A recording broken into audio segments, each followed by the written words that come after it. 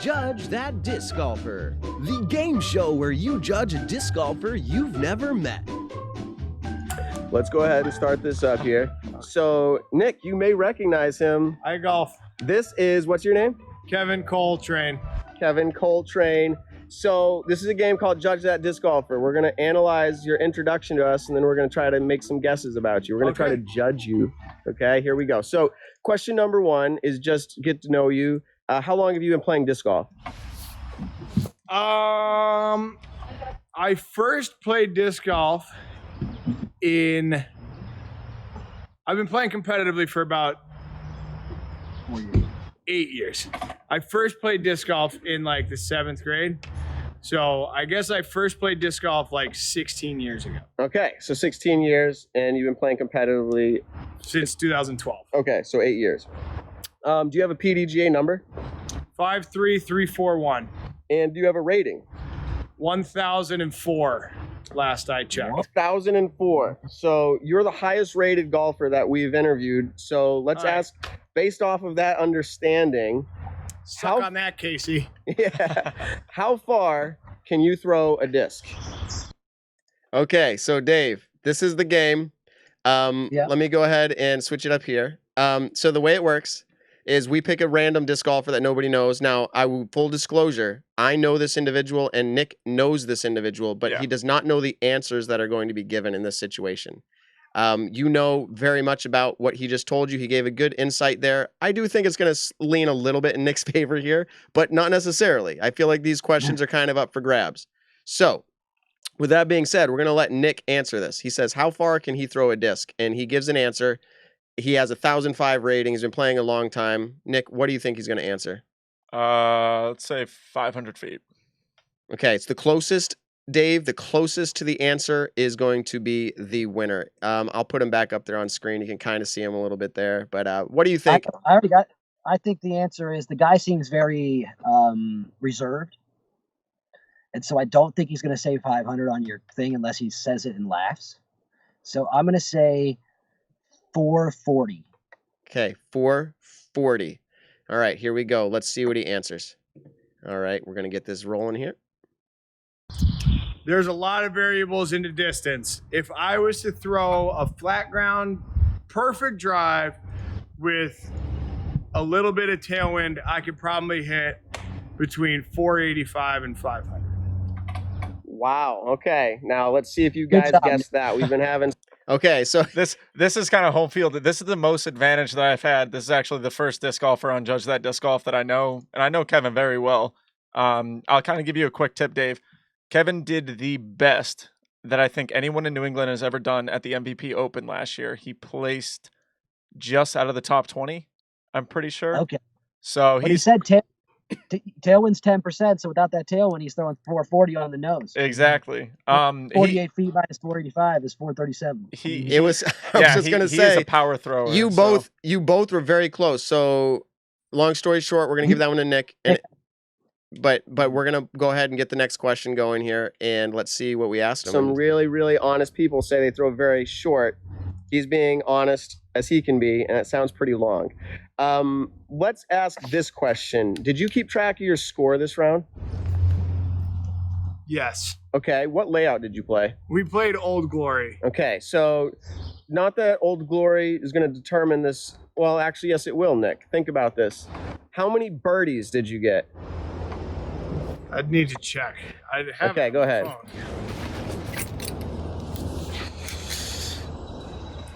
Maybe. Okay. So he pulls out his phone. Old Glory, a mixture of all. Yes, but Old Glory is the red, white, blue. So the red layout being the shortest, the white layouts. What's that? I played a league red, blue. I played the Old Glory. Oh, okay, yeah. Yep, yeah, it's a red, white, blue. Yeah. All right, Dave, so you're going to be up. Now, this was my point. Nick doesn't have any insider information here. It's purely speculation. He didn't look like he had a good day, but he is 1,005 rated. It is Old Glory. I'm going to go with 8. 8 under par. Okay. Nick. Well, that doesn't mean 8 under par. 8 birdies. Oh, sorry. Yes, 8 birdies. Okay, right, correct. Yes, okay. Go ahead, Nick. We'll go, I don't know, Dave's thinking he didn't have a great day. We're going to go 6. Okay. 8 and 6. Let's see what he answers. Here we go. 1, 2, 6. 6 birdies. Whoa. Dang, 6 birdies. Nick. Okay. This is the best I've Crushing. done so far, Dave. All right. How many discs perfect do you have in your bag? Like molds or Just Frisbees? disc quantity. I don't know. I don't know. So, how many discs does he have in his bag? Now, you can kind of see the bag a little bit. You can kind of guess what bag he has, but the idea is how many discs does he have in his bag? So that last point goes to Nick. So that's 2 now for Nick. That's not very usual. Now I've lost virtually every week but one so far in this show. I had to sway it his way. Yeah. All right, Nick, what do you 21. think? I know Kevin, so I'm gonna go with 14. Okay, Nick guesses 14 discs. What do you say, Dave? 17. 17. 17. So you just played a nice game there, because if you get over 17, you win. Yeah. All right, let's see what he says. I'm gonna get this started. Here we go. A dozen? No, more. 3, 6, 9, 12, Oh, yeah, 15, Dave's 16, got 17, 18, 19. 19 discs. 19 discs. Dang, Okay, he's so picking it up. No skunk, Nick. No skunk. No. no skunk. Okay, let's continue not. on here. That point goes to Dave, so now we have 2-1. Let's continue on. Okay. What is your, or I should say it this way. Let me start over. 20 discs. One is on the ground. Oh, bonus. All right, if you guess 20, we're going to give it to you because he left one out of his bag. That's right.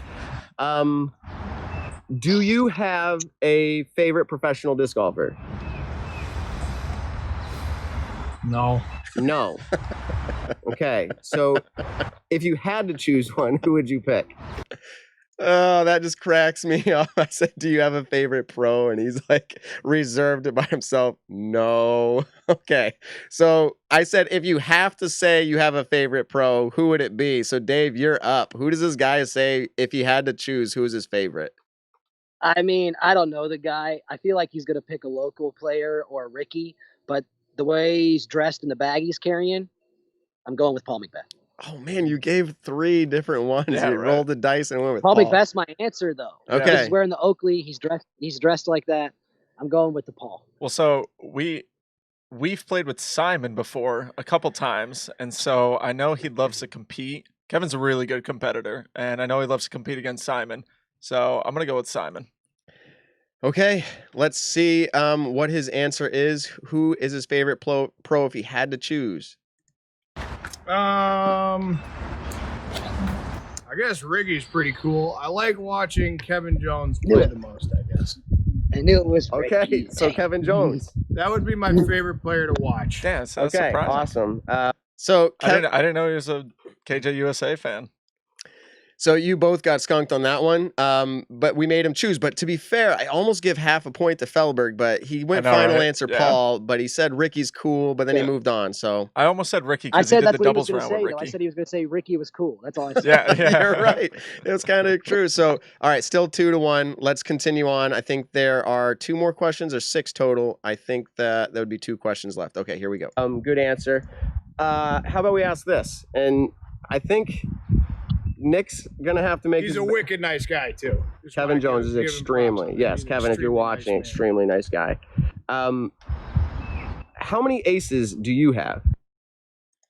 Okay, how many aces does this guy have? Now, if Nick knows the exact number, that's not fair, but I can't imagine that he would. I don't know the exact number. So you're up though, Nick. I'm gonna go. It's so weird. Some people actually keep count of how many aces they have. So it's like so hit or miss. I have no idea. Let's go 13. That's about how I've many never I kept have. track of my aces either, but I'll go with 14. Oh, So I get the under, he gets the over. I love this. This is a battle. I think right it's now. more like 50. I think it's more like 50. It's probably gonna be something like 28 or something like that. But I All don't right, know. here we go. Let's see what he answers. This will be to tie it up if Felber gets it. With one to go. 16. Oh, all right. What? That was the time to guess double digits, okay? You guessed double digits did. for a guy that could throw 150 feet. You're way off. This guy can throw over 450, and he says 16. And so 16, Dave takes Dave. it. Yeah. Yeah, we're tied with one to go. We're on the final hole. I'm pretty sure this is the last one. If we had 6, I think it was 6, but I just didn't keep track right now. But so here we go. Let's see. what happens? Interesting. Would you rather, and I know you already talked a little bit about, you know, favorite pros or who you could watch. Would you rather get your next ace on a 400-foot hole or play around with Kevin Jones? Okay, now you seem like you're a good evaluator or reader of people, Dave.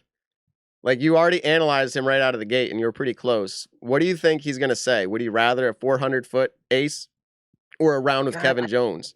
I don't think he's going to. I think he's going to say neither one of them sound that great, that they're that important to him, because he doesn't care about aces, because aces are not a good shot, and that he's already played with Kevin or knows him or something. So he's going to be like, well, I already played with Kevin. I want to earn it. But I'm going to go with Kevin Jones because he's going to say that he's on the way up. He's 1,004, and he plans to have a chance to compete heads up against Kevin Jones next time he comes to town. Okay. So I'll play devil's advocate. I'll go with the other one, 400-foot ace. 400-foot ace. So you're flipping it up. Yeah. If I'm going to allow, because I was thinking this when I do a would you rather, you can only answer, like, there's only two options, and I would allow you to choose the same if you'd like to. No. Where's the fun in that? Okay. So let's see what he says. I'd rather play with Kevin Jones. There you go.